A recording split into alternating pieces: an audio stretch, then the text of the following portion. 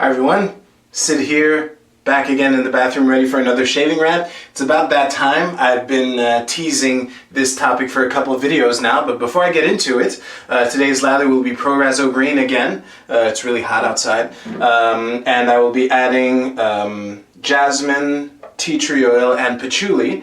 And the aftershave is going to be Yves Rocher brand aftershave, which you've probably never seen on this channel before.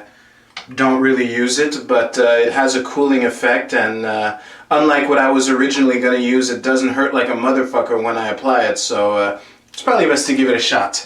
Let's go with a little backstory to this topic. So a couple of videos ago, someone left a comment requesting that I talk about the presidential candidates in the United States and talk about who I would like to win. And I think it's a good opportunity to give a broader perspective to really explain why, explain where I'm coming from when I basically come to the conclusion that I don't have much to say on either one of the candidates, and I really ultimately don't care who wins. So basically, and I'm probably gonna. Well, I'm certainly going to record a video on that because I think it is, I have enough interesting things to say, but not much. It might end up being a straight razor rant or something like that. But let me be very clear. The basic thing is that there are no political solutions to the problems that we face. And I'm using the biggest we possible here. All humanity. There are no political positions. I hold that position very firmly. I'd be willing to defend it, and that is why I am a proud non-voter. And I don't really say it that bluntly, ever really, because it's a really sensitive thing to say. It's very provocative, let me say. And I think that this series, because I'm not going to have the time to go through everything I have to say in one shave, but it's a good opportunity for me to get that position out there. To be quite frank, whenever an election comes around, I honestly feel like laughing at people who intend to vote. Obviously, I don't do it for the same reasons. I never... Well, very rarely, bluntly and openly say how proud I am to be a non-voter. Before I go on, I just want to say that there are plenty of bad reasons to not vote. I'll share the most common one in just a second.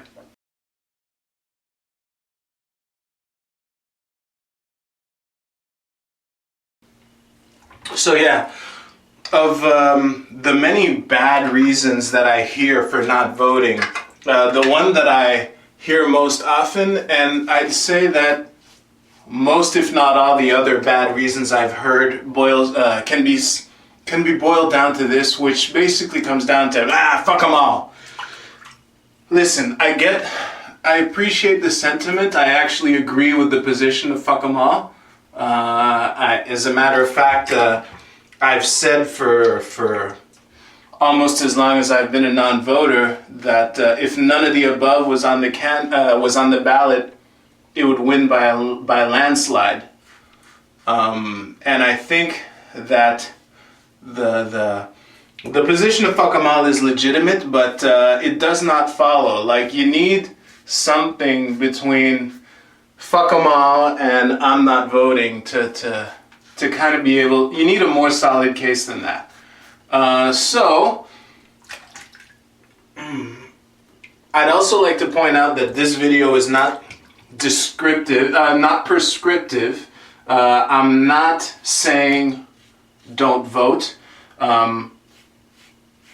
Honestly, I'd probably be happy to learn that you're not voting, even if it was for a bad reason.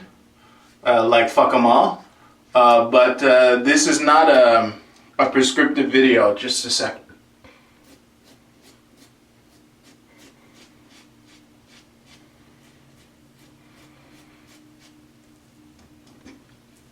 So yeah, my goal isn't to convince you to not vote. It's more to share my reasons why I don't do it. And basically, again, it really boils down to the position that there are no political solutions to the problems that we face. I've thought this for years, and I really just want to be consistent with what I propose. The last time I voted, actually, was in the 2012 provincial election, and I'm definitely going to tell that story after I'm done with this series, because I think that it's an interesting story for several reasons. But and I knew exactly what I was doing, i.e. nothing.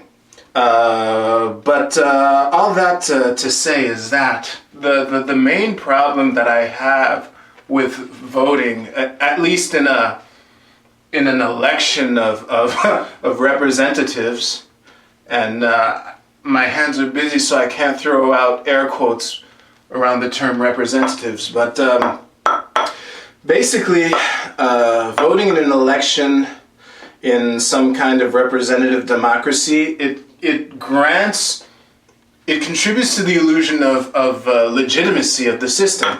And the bottom line is, I refuse to participate in the illusion that the system that we have is legitimate.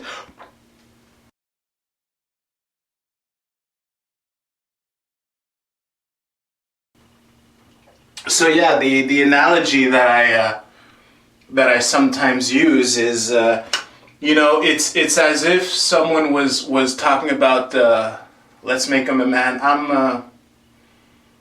This is how hot it is. The cream keeps getting in my face, and my plosives are blowing shaving cream all over my mirror. But whatever. It's like some dude who is talking about how the church that he goes to, the pastor is a liar, everything he says hurts people, and nothing good is ever going to come out of that church. Now, if you'll excuse me, I have to go prepare my Sunday clothes to be nice and ready for church, and I also have to stop by somewhere to get some change so I can pay the tithe. It doesn't, you're not walking your talk, and that's really the bottom line. And if you want if you want to convince me to show up at the on election day, what you're gonna have to do is convince me that spoiling my ballot is somehow better than not showing up. And this is, again, I've had this conversation many times. This is something that many people have tried to convince me of, and I'm not buying it. I think that the metaphor that I use to explain how pointless spoiling the ballot is, to me anyway, it's as if I called you only to tell you that I have nothing to tell you. I think that the common lie of it sends a message, well, that rests on the assumption that there's someone listening, and I don't think there is. And again, if you want to send the message that I have nothing to say to you, why show up?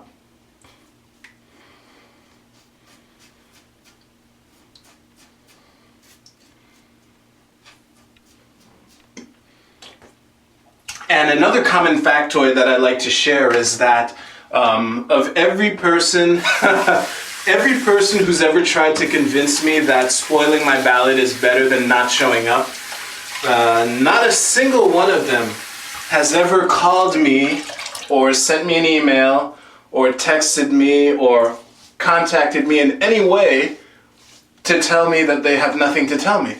So they don't really live according to that principle, not in their private lives. And, it's really mainly a question about being consistent and walking my talk. And you know, I don't see the point in showing up just to say I don't want to be here, or showing up to say I have nothing to say. And since I've basically wrapped up this video, I think I'm going to switch to the aftershave that really hurts and that I'm sure is going to be cooler than this thing. Case in point on how I don't use this aftershave very much. So in the next video, I'm going to address some common objections to what the common objections that I encounter when I have these discussions in a franker way in my private life, and at least attempt to address them. And if you have any objections or other comments, please leave them under this video. I'll likely throw it in the next video if your objection is a new one that I haven't heard before. But really, if you want me to show up and vote for your guy, first of all, welcome to this channel. You might want to start this video from the beginning, and I'm going to put a link to the playlist I made on libertarian philosophy. It'll kind of give you an idea as to why you're spinning your wheels, and that ain't going to happen. And if you want to convince me to spoil my ballot instead, well, you know, feel free to try, make your case. I may or may not respond. For that, I'll refer you to my Liars and Sociopaths introduction as to how I don't really enjoy engaging in long, drawn-out debates like this in the written format, but I will read and maybe address it in some forthcoming video. And that'll be it for today, so thank you very much for watching this. Please like and share. Again, you can either share your reasons for not voting or try to convince me and potential other commenters as to the value of voting.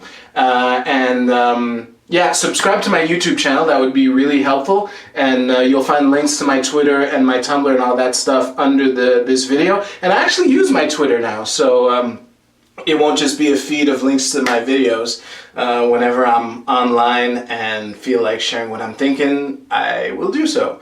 Which isn't that often because my phone, I don't have a data plan. So, you know, whenever I'm in front of a computer and I feel... Anyway, I've rambled enough. Thank you very much for watching. I will see you in the next video where I will address some common objections. And then once I'm wrapped up, I will share the story of when I voted in the 2012 provincial elections. Until then, I'll see you soon. Bye.